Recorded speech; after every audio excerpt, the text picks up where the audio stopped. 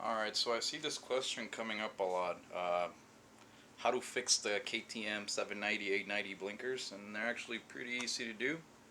Just gotta take out this little screw in the back.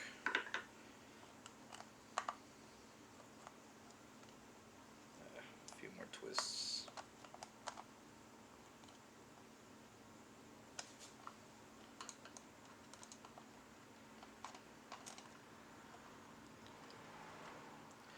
There we go. As long as the lens pops out, put that to the side real quick.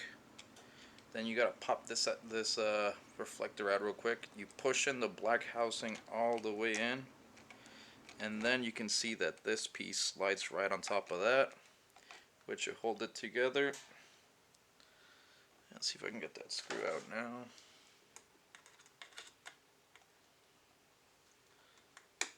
There we go. Pops back into place.